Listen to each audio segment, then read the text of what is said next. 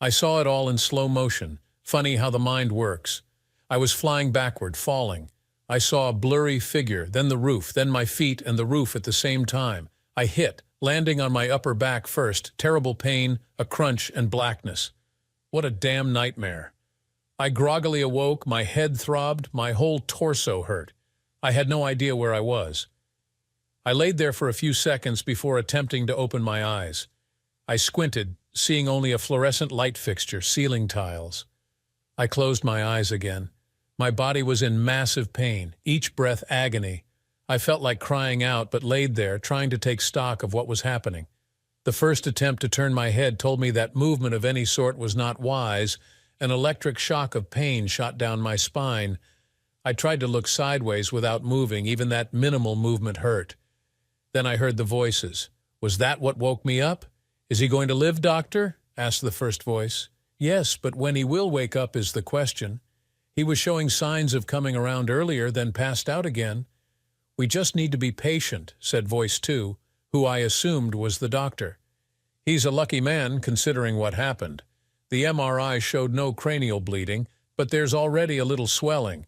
He's certainly concussed. We'll have to keep an eye on the possibility of his brain swelling further. His left arm is broken in one spot, both the radius and ulna, and at another, the humerus. From the way his back looks, he hit the stairs at shoulder blade level and slid the rest of the way. His back is badly bruised. His suit coat kept him from being scraped raw. But still, probably a good thing he was tilted towards his left, or the gun he was carrying might have added to the damage. He might have fractured his sacrum or his hip. He came to rest after hitting the back of his head. It scraped and bled a lot. No stitches required. We cleaned the injury and bandaged it. I understand he stopped with his feet still up the stairs. He basically body surfed down until his head and shoulders hit the bottom, voice 1 affirmed. How he kept from tumbling, I have no idea. I'm guessing he went most of the way down in midair. It was about 8 or 10 steps, said voice 1. I didn't count, but I will need it for my report. So, no idea when we might talk with him? Okay, well, we have the woman getting checked out. She was pitching a fit about not wanting to be examined, but I saw some blood on her fingers, and I wanted to collect any evidence before it got washed away. Oh yeah, that brings up another point. The victim had 3 long gouges on his right forearm. Can you tell me which direction they were made from? Hand towards the elbow or the other way around? I closed my eyes and tried to calm my breathing. The monitor was still beeping faster than normal, but did not accelerate. I heard the curtain pulled back. I felt somebody fiddle with the tape on my arm. After a bit of poking, from hand towards the elbow, for sure, the doctor said. Which makes no sense if you consider the direction of his fall. Makes perfect sense if you think about it from a different perspective, said voice 1. His right coat sleeve was pushed up and bunched at his elbow, but I'll need to confirm with forensics. Hey, do you think I can get a cup of coffee while we wait and I make a few phone calls? We have a pot at the nurse's station. Sue, can you get the officers some coffee? Better make it 2, it seems his partner is here. I heard the curtain pulled back into its original position. So, what do you have? Asked the new person from the other side of the curtain. Voice 1 told the other man what the doctor had said about me. Well, we got both a man and woman downtown, said the second cop. Their stories coincide, but I don't believe it. It does not match what the witnesses say. How lucky is that? We happened to be a couple blocks away, about to eat, when the call came in. The responding officers were barely there when we pulled up. I'm glad they could check the victim out and leave us to look at a fresh scene. Yeah, voice 1. Did you see the video? Video? The girl in the apartment across the landing was showing her folks her new apartment when all the shouting started. They opened the door with their cell phones out and recording to see a big naked man and a naked woman standing on the landing. The man yells, "That'll show you your place, you stupid." They couldn't see what the two were looking at down the stairs, but they got that part clear as day. I mean, it was graphic. The two had obviously just been having sex. Yeah, lucky the witnesses saw who was there, said the second voice. One of them called 911. The young neighbor was squatting next to the victim when the first unit arrived. She pointed and said, "He is the guy who pushed this one. Don't let him get away." The guy was dressed, and coming downstairs, he was running. The woman was standing at the top of the stairs wearing a little robe and bawling. They both told stories with no mention of their being naked and having sex. According to them, they were innocently visiting, and the victim came in and attacked them, then ran out and fell over his own feet. Both men laughed. I lay there thinking about what I had just heard. As much as I heard, at least my brain was functioning. Maybe I could turn this around a bit. Would I be wrong to lie, to add a little to the story? Screw the a-hole who pushed me down the stairs. I could have died. Hell, I could still be majorly messed up. Let me go back 3 weeks to where it began. Well, not when it began, but when I became aware something out of the ordinary was going on. My wife, Linda, was in the shower. She'd left her phone on her makeup table. It pinged and lit up. I looked at it. "Hey, sweet cheeks," it began. Then the screen went dark. I tapped in her log and code and checked her recent messages. "Hey, sweet cheeks, I want some of that hot SX. How about tomorrow afternoon?" The message was from Linda's boss, Steve Harris. Steve was the broker who owned the real estate franchise where my wife worked as a sales agent. This was not the first time my wife had received an inappropriate text from the a-hole. Just a month prior, Linda was sitting on the couch when her phone pinged and she opened the text unseen by her. I walked up behind to bring her a glass of wine. "You looked fine this morning. I want some of that love as soon as we can get it on," it read. I about dropped the wine as I read that over her shoulder. I bristled. Linda neatly covered. She giggled. I bet he was texting his wife again. "You know her name is Julie, right next to mine in his contact list. He has messed up and sent me texts meant for her before." Her neck had turned bright red as she tapped a couple of icons. "Hey, stupid. Robert just walked up as you sent me the text you meant for your wife. If you're going to flirt with her via text, make sure who you are sending it to, okay?" I heard him on speaker. "Hey, dude, I'm so sorry," Steve said. "I'm trying to spice things up with my wife a bit, you know. I sure did not mean to send that to Linda." Linda giggled. "No problem, Steve. Oh, I know I looked fine today too, but this woman is reserved for my man Robert." She hung up and we laughed about it, both then and when we made love later that night. I'd all but forgotten the matter until now. If Steve had screwed up again, why was he texting his wife about tomorrow afternoon? Where was she tonight? I may be trusting, but I am not stupid. I realized my wife was cheating on me. I thought our relationship was solid, but apparently that was not the case. Linda and I met just a few months before we graduated college, both business majors. We had seen each other over the years, sharing the occasional class, but had not interacted socially. I was the typical nerd type, she the hot chick. We clicked once we actually got to know each other. I was not socially inept, far from it. I'd had my share of girlfriends, but in my own social circle. I just was not the buff, athletic dude you normally see with the hot chick. I stood all of 58 and might weigh 150 if I had rocks in my pockets. Not bad looking, according to my sister and her friends, but just not a stud. Of course, my sister and her friends did not get to look inside my pants. I used that line once when my sister Becky told me I was not a stud in front of a couple of her friends. She was embarrassed as they laughed.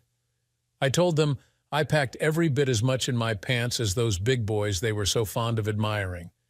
They laughed, as did I, but I knew that what I had compared favorably from observations in gym locker rooms.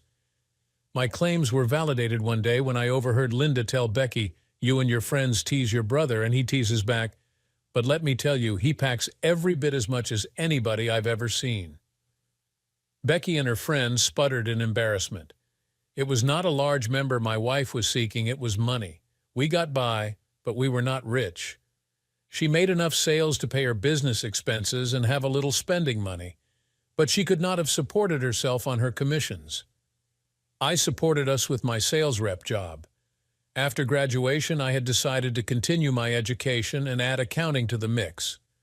My goal was to get my CPA and MBA and set up my own office. Working full-time, that was a slow process to get there. I worked my butt off. My company sent me out of town to service a few distant accounts each week.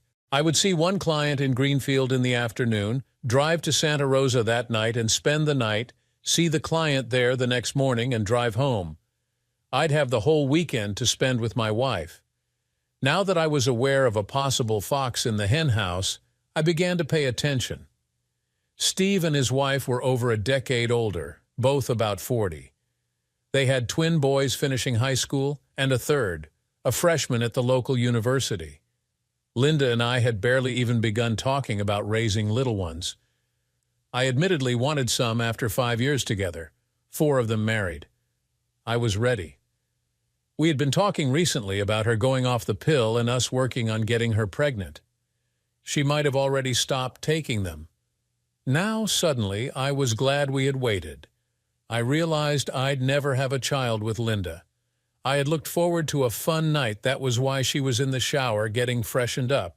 She knew I'd start with a kiss. Well, her shower was wasted. I would not touch her at all. Not anymore.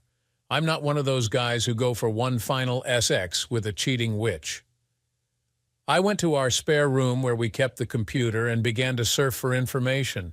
When she came in to find me a few minutes later, she looked and smelled good. She had spritzed a little scent. The translucent little top did not hide a thing. She was hot. I got hard, and my little head asked me to go get busy. I almost changed my mind about having SX with her one last time. Then I remembered the text. Sorry, babe, not in the mood. Part of me wants you, but I'm feeling a little funny. My gut is acting up, I lied.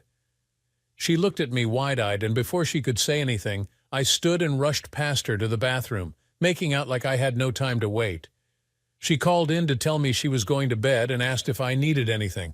I called out to tell her I needed time and would come to bed when I felt better. I had read accounts of how people put spy apps on their partners' cell phones to monitor their activity. I thought it was creepy. I mean, I know it is possible to commandeer a computer remotely, but you need to be a hacker or know one, or so I thought. It turned out to be far easier than I imagined.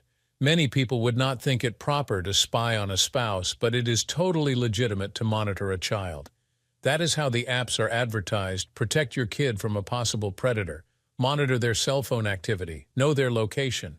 Who knew it would be so easy? I hated liars, but I was going to be telling quite a few lies over the next few weeks, some deliberate falsehoods, some lies by omission. But cheating is a major lie, so screw the witch. I decided I had more than a short-term bug. I used my fake abdominal distress as a reason to get out of bed several times the next night and spend time in the bathroom down the hall. On one of those forays, I took Linda's cell phone with me to install the spy app and download her text files. I was new to this sneaky peep business, but Linda is a fairly light sleeper, so I wanted her to ignore my being out of bed repeatedly and for periods of time. As I monitored her cell, I found that while Steve was a prolific salesman himself, he was even more of a horn dog. Real estate agents are in and out of the office frequently, so they could get away together without any of their coworkers noticing. And they did, at least a couple times a week. They flirted by phone often, or the occasional text. I assumed the multiple calls were more flirting than business. I had been lucky to catch the text I did. Phone conversations were far more graphic. I kept multiple copies of one such conversation because it went into detail and provided a lot of information about their relationship. I did not need it to divorce Linda, which I fully intended to do soon, but I wanted undeniable proof she was a cheating witch. Let's meet at your apartment this Thursday when the cuck is out of town, Steve asked. I love to bend you over the back of your couch and kiss you from behind. Look, quit calling Robert a cuck. I've told you it's disrespectful, Linda said. Steve laughed and started to say something. And I've told you before, Robert is every bit as large as you, if not just a tad larger. You're just too rough. I love that intensity, which is why I keep coming back to you. Robert likes to make love more, but sometimes I just want it intense. Yeah, you scream when I pound away, Steve chortled. Julie used to love it too, but she says I get too wild, and she likes it better if she can get on top so she can control the action. I guess your boy just can't man up and take you like you want it.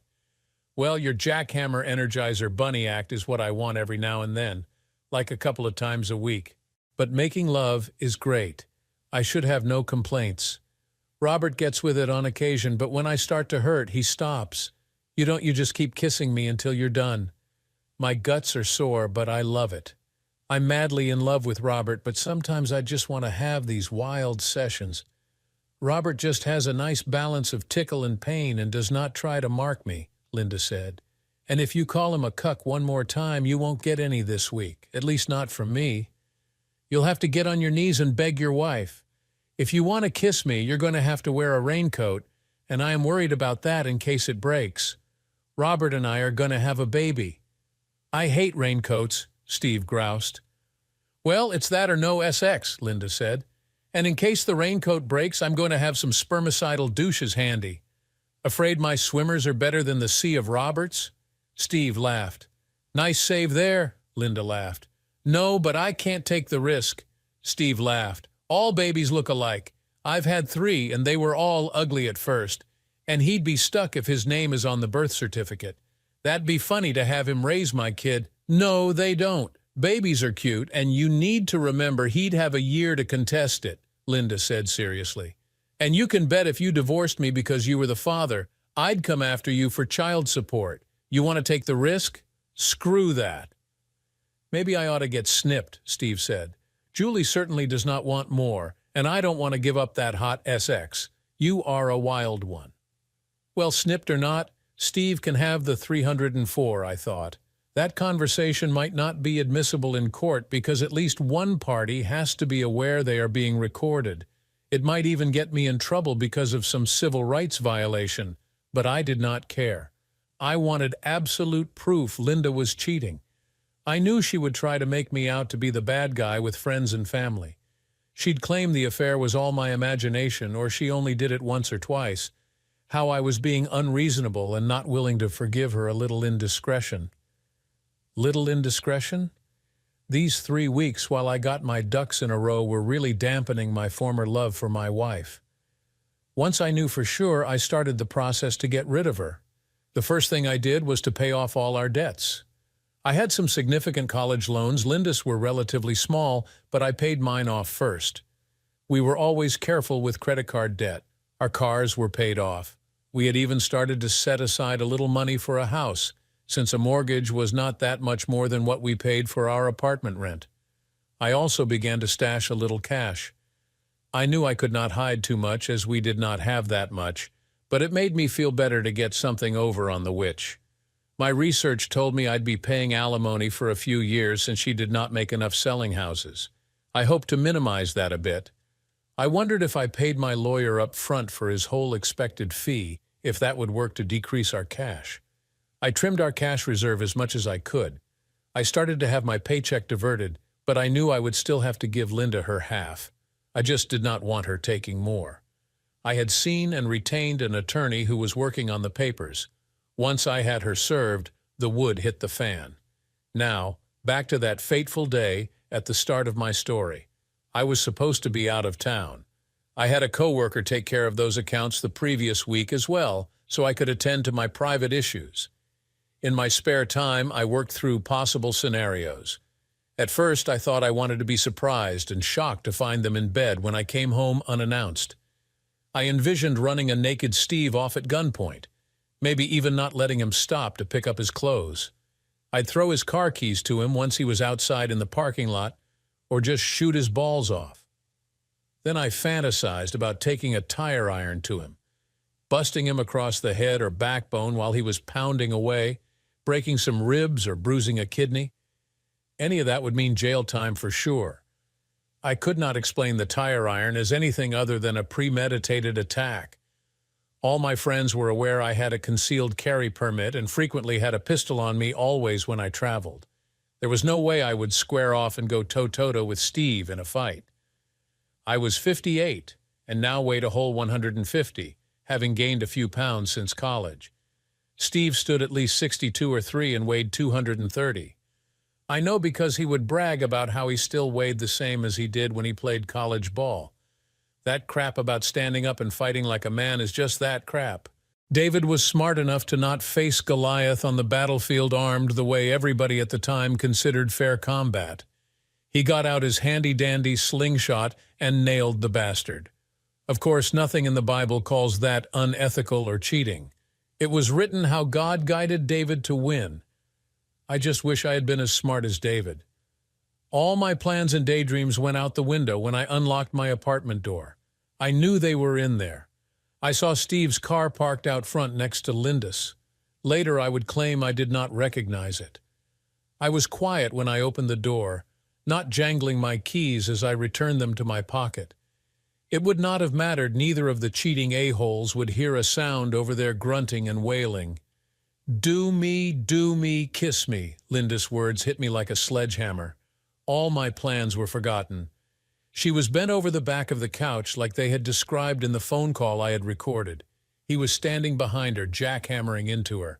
I considered booting him in the balls from behind, but his legs were close together.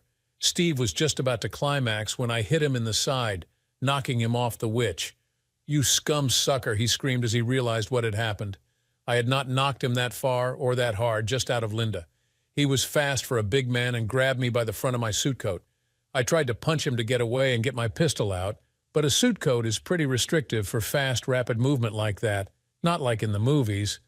Plus, once he grabbed me, I was going nowhere. He shook me like a pit bull with a possum. His arms were so much longer that my swings hit empty air. I started kicking, and I know at least one kick caught him in the balls, not hard enough to make him turn loose, though. He held on. By this time, Linda had turned around. She could tell I was reaching for my pistol, and she grabbed my right arm to stop me. I realized later that was why my right coat sleeve had been bunched up to my elbow, and her fingernails gouged the 3 furrows up my forearm. I was trying to shake her off. I had not shut the door when I came in. Steve half lifted me off my feet and charged me across the living room and out the door. He turned loose when he shoved me out into midair over the stairs. I listened to the cops talking about what they knew. I quickly formulated a plan. I hoped it worked out better than my plan to run a naked Steve off at gunpoint. I moaned loudly to let the hospital staff know I had regained consciousness. The doctor came in immediately to check me out. He had me wiggle fingers and toes and concluded I was basically intact, but told me to limit moving. No shit. Sherlock blinking hurt. The cops came in and asked if I was willing to tell them what happened. I told them almost the same story I related above. I knew my wife and her boss had an ongoing affair and was taking steps to divorce her. I did not expect to catch them in my apartment in the act, though. I told them the part about how I was dumb enough to knock Steve off my wife. The part I added was what Steve said after he grabbed me. He said, "You scum sucker, I'm going to kill you. If you happen to live, you'll know your place, you stupid." I said Linda grabbed my arm so I could not hit him or reach for my pistol. She said, "Careful, you know he has a gun. Shit, I can't hold him much longer. You're going to have to do something quick." Next thing I knew, all 3 of us were rushing across the living room and out the door. I'm not sure when Linda turned loose, but I was so far off balance, no way could I get my pistol. Then I was sailing out into the air backward, and then the crunch. "I guess he threw me down the stairs," I said. "That is all I remember." "I hope the doc is right and I'm not paralyzed," I said. Did I feel bad about lying, about adding the part where he said he was going to kill me, or Linda telling him to do it quick? Nope. Screw both of them. I just hoped there was no evidence to the contrary. Thinking about it, I wondered if they ever videoed themselves having SX. That would be bad. Forensics actually supported my story. Steve claimed I attacked him, and he defended himself. He was visiting Linda, one of his agents, because she was feeling bad and he was concerned. I must have got the wrong idea about what was happening. Then, after he pushed me away and yelled at me, I turned tail and ran out the door. I tripped at the top of the stairs, hit the railing, and fell down the stairs. Linda agreed. Just adding Steve pushed me hard to get me going. She grabbed my arm to keep me from punching Steve at the beginning, and that was how I got scratched. The investigators found my suit pants were spattered with Steve's fluids, which proved I was very close to him, and there were several smears of fluids on my right pants leg, which showed I had kicked him in the groin. I was facing him at the time, not running. They did not initially charge Steve with attempted murder, but did with assault. Steve posted bail. He did not have the full amount, of course, so he used a bail bondsman. The 10 charge would still cost him $5,000 out of pocket. I wondered if he felt the piece of ass he got was worth it. I would not know about any of this for a while. Even my brothers conspired to not tell me everything they had heard until the doctors said I was out of the woods. They wanted me to remain calm. Shortly after I made my statement to the cops, I had an episode and passed out. To me, I had just closed my eyes and no time had passed at all. I awoke in a semi-dark room. I laid there for a bit, thinking about the conversation I was having with the cops. I had already decided how I was going to respond to my cheating wife and Steve if and when I saw them again. They were not only cheaters, but now they wanted me dead. I would treat them accordingly. Just before I passed out, I had planned to shoot Steve if he ever approached me. I'd claim I thought he was coming back to finish the job. Okay, so I like to fantasize about that. It's never going to happen. A nurse was in the room. I did not notice the other person until she stepped close. It was Linda. I began yelling, "Get her out! She tried to kill me! Get her out!" One of my brothers rushed in to find out what was going on. Linda was shocked and began crying. "No, no, no," she wailed. "I did not hurt you. I love you. You helped the a-hole throw me down the stairs," I yelled. They ushered Linda out. She was bawling and protesting the whole way. Okay, so I was being a prick. I did sort of want to talk to her. I wanted to hear her explain how she wanted intense sex so bad she would go look for it somewhere instead of talking to me. If she wanted rough role play on occasion, I would have been happy to oblige, but I would never condone her cheating. The doctors kept me in the hospital under close observation for a whole week because of my concussion. They were afraid I'd be out somewhere and my brain would start swelling. My two brothers visited regularly and even camped out in my room the first couple of days. They could barely believe what I said about Linda. Finally, I whispered to John that I exaggerated her role in helping the a-hole try to kill me. "I can always back off that a bit later," I said, "but for right now, I want the witch to suffer. She cheated, she destroyed our marriage and my trust." "Tell Dave what I said. I am paranoid about recordings, so will not say anything out loud here." John thought that part was funny. The day I got out of the hospital, I told him the details of how I bugged Linda's phone. "If you want, you can tell her I am hurt and angry, but I will talk to her when I am strong enough." Yeah, give the witch a little hope, I thought. Like she gave me a little hope of a happy future before she trounced it. I was angry, but I loved the witch, which made the whole thing hurt even more. One of the visitors I allowed was Julie, Steve's wife. She came to see me as soon as she heard I woke up, which was a day after the event. Of course, she heard parts of what had happened. When charges are filed, the testimony and evidence is not publicized. She wanted to know why Steve had been arrested for my assault. As you can imagine, Steve had not been too open about the situation. He had given her the same line he had given the police, how he had been visiting one of his agents when her husband came home. Linda was wearing a robe, and I jumped to conclusions and thought the worst. We got into a scuffle, and I had fallen down the stairs. He was accused of pushing me but was innocent. I thought his story was ludicrous. Obviously, he knew nothing about the video taken or suspected there might be forensic evidence. I wondered if the man was delusional or just hopeful the neighbors would not be questioned. I told her they were having sex when I walked in the door. "Steve said you would claim he was having an affair with your wife, but it was all innocent," she said. "I'm not buying that. What I want to know is, do you have proof? I have a prenup. I get 70 of the communal assets if he cheated and I can prove it. Leave some for me. I plan to sue him for whatever he has left after his criminal trial," I said. "You need to contact an attorney and file for divorce to lock your share of your assets so he cannot use that for his defense. I have an audio recording of them talking about their affair, plus copies of a few texts, but there is also a video of both Steve and my wife standing on the landing of my apartment just after he threw me down the stairs. Both of them are naked. On top of that is my testimony, but if that is not enough, the clothes I was wearing at the time might have some evidence on them. Hard to imagine I could get into a scuffle with a naked man who had just ejaculated all over and not have something on me. "You have all that?" she asked, shocked. I nodded. I told her I knew Steve liked rough pounding sex. That convinced her immediately I had everything I said. "I'm going to see my lawyer as soon as I leave here. Please help me get the rest of that evidence as soon as you can," she assured me. "Julie, I don't think either Steve or Linda realize just how much evidence there is against them. They told a lie and are sticking to it. They told the cops I misjudged the situation and overreacted, and that is what got me hurt. I'll be willing to bet Steve is out there right now doing as much damage control as he can. He might be hiding money, but from what I understand, you can get that back. Hopefully you can fix it so whatever he forfeits to the bail bondsman is taken out of his share and not yours. She gave me a hug and wished me well before she left.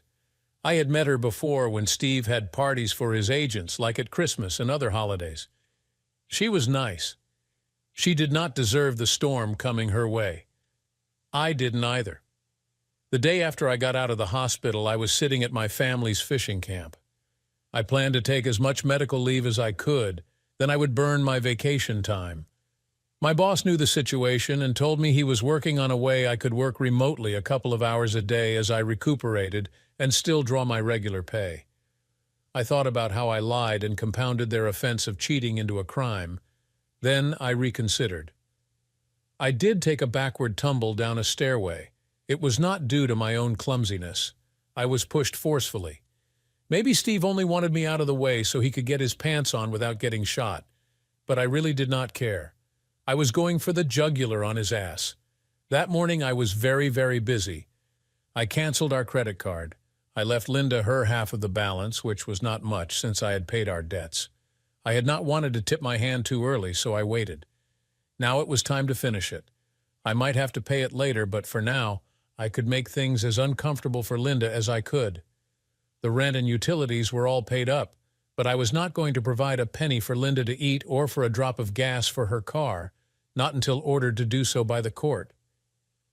Julie, Steve's wife, had moved swiftly. Despite thinking he might try to hide money, he apparently thought his line of bullshit was enough, and he had nothing to fear. I was a jealous husband who let his imagination run away with him. She took her 70 of the available cash and had their investment accounts locked, but I wanted answers. I called Linda and told her where I was. She had called my brothers several times while I was in the hospital, begging for me to meet with her. I told her she could drive out that afternoon. I warned her she better come alone. If she brought Steve so he could try to convince me to drop the charges or some such nonsense, I would drop him where he stood, but with a bullet.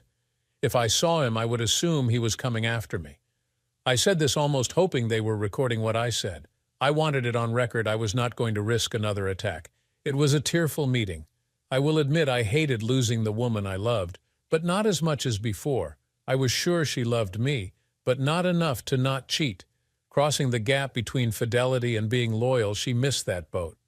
"I am so glad you let me come out so we can talk," she said as she parked. "You know I was not helping Steve try to kill you," she began. I shrugged. I invited her inside. I claimed I was feeling weak and needed to sit and asked her to get us drinks. Of course, she knew the house well, having been there many times. As I listened to her get the beers out of the fridge, I went to the living room, a small area that served as the communal gathering area that adjoined the kitchen and served as a dual purpose. I tapped the icons on my laptop and cell phone to begin the video recordings. Both were focused on the chair where I intended her to sit. I sat down and waited. "I'm wondering if you were trying to get me to say something on a recording," I began. She assured me she had not. "My cell phone is in my purse," and to prove I have nothing on me, without another word, she stripped naked to my total astonishment. "Want to stick a finger up me to do a cavity search to show I don't have a bug hidden up there?" she asked, moving her hips. She was smiling now. This was a kinky game in her mind, and she was all for it. I would have been too if she had not been screwing her boss. I told her she might want to get dressed while we talked. "Screw that," she declared. "I'll stay naked. You might need to give me a towel so I don't leave a snail trail on the chair." "Are you sure you don't want to feel me up in case I have a recorder hidden up there?" she asked, grinning. She was not being sarcastic. I could tell she honestly wanted to play. The woman was hot. She was fully aware of the effect she had on me. I knew she was playing me. She had an agenda. "Where do you want to start?" she asked. "Let's start with why." "No, not why you decided to cheat. I want to know why you were willing to help that son of a bitch kill me," I spat. I sucked in my breath, trying to control myself. I wasn't trying to help him, Linda said tearfully. I was trying to help myself. I had no idea he was going to do that. I wanted to stop you from shooting him. Even when he pushed you outside, I thought he was going to close the door and we'd get dressed. Then we could deal with the problem. But then he threw me down the stairs. I finished for her. She nodded. And you went inside and concocted a story to cover for him. You lied to protect the man who tried to kill me.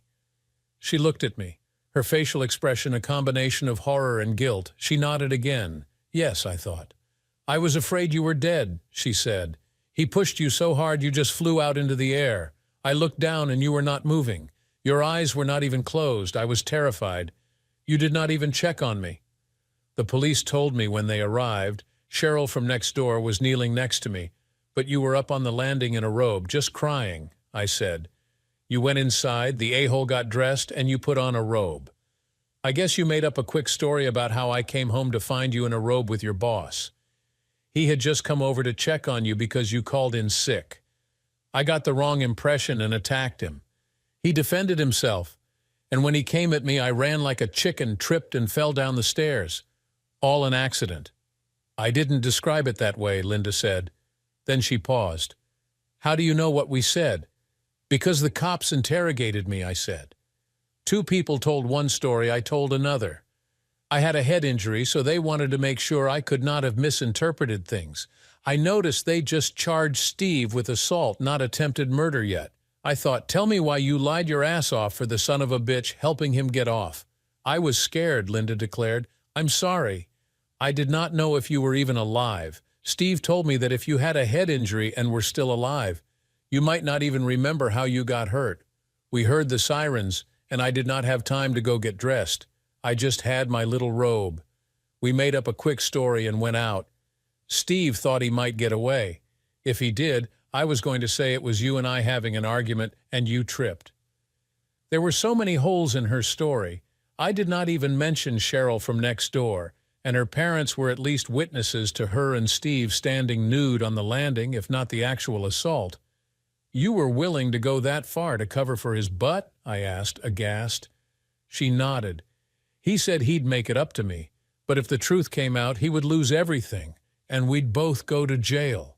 Him for throwing you down the stairs and me for helping cover, Linda sobbed. If you were alive, it would be your word against ours. We weren't doing anything, so we had to keep up the lie. Even after we found out you'd be okay, Steve kept saying maybe you'd have amnesia. You remember everything, don't you? Every detail, she said.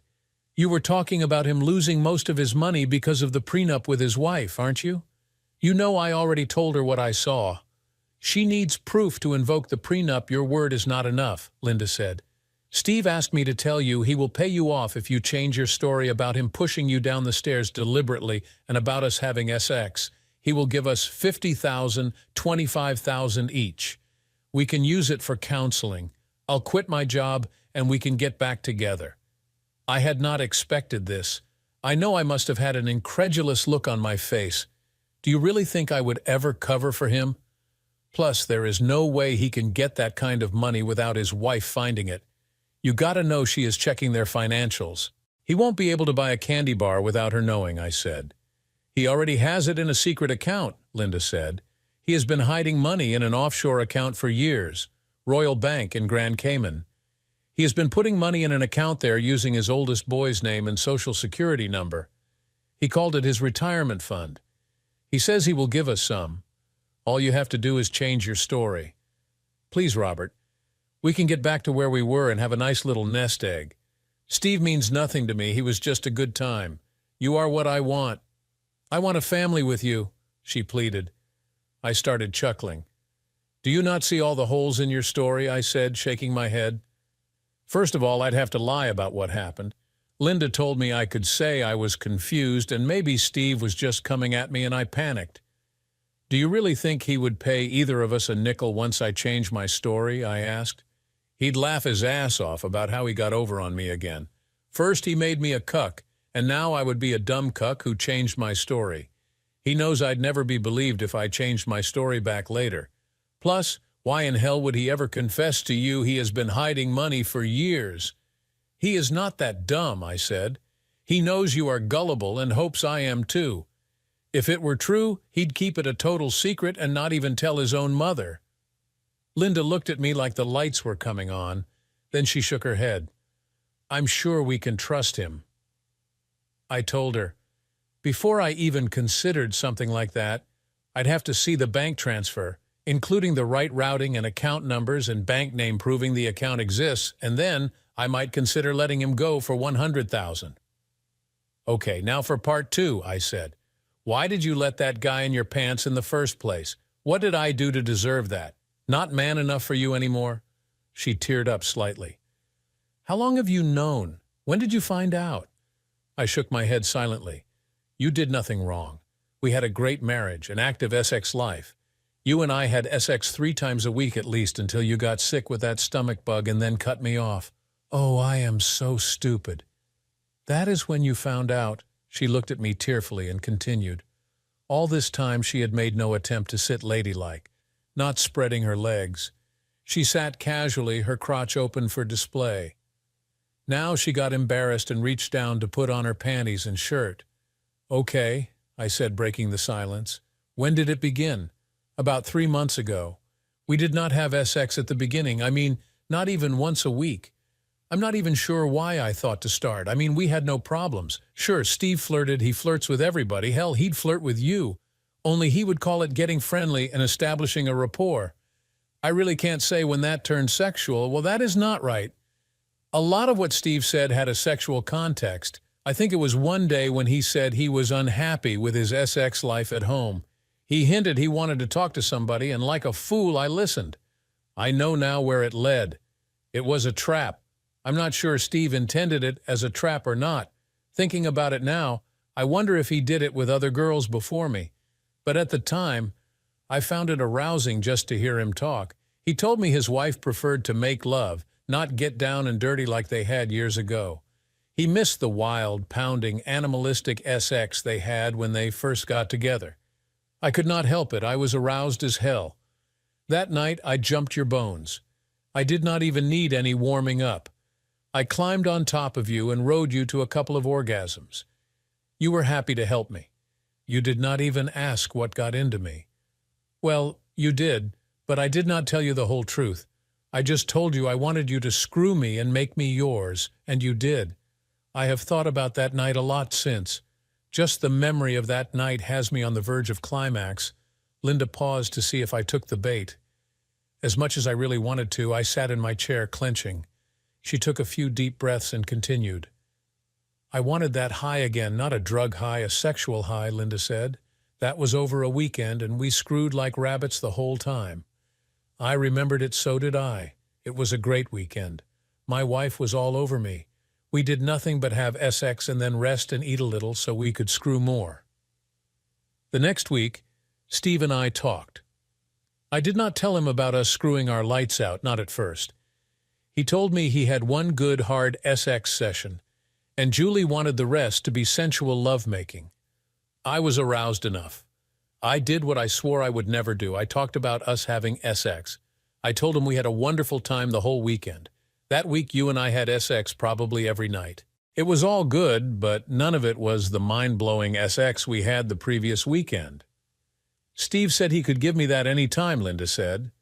I laughed, but after a few days I started to wonder if he could. "I wanted that hard-pounding SX so bad," Linda admitted. "The more I thought about it, the more I craved it. You did me hard during that weekend." We had. Steve and I had shared stories up to that point, but had not touched. Finally, one day after Steve all but begged me, I offered to let him try to get me off. "That was my downfall," Linda offered quietly. "Steve does not make love. He screws like a demon or does nothing. I did not care about what he likes. After the first time we were together, I did not kiss him, blow him, or do anything else. I let him have me. He pummeled me. There was not a bit of making love in what we did. And you got off on it," I accused. Linda nodded. "Yes, it was hot. I was like an addict," Linda admitted tearfully. "I loved you. I still do. Our SX is great, but something about Steve doing me like that got to me. Somehow, with him, I could disassociate myself from reality and enter some make-believe world where it was all about the physical act. and nothing about love or emotion. I could have this wild sex with him and then come home and be the loving wife with you.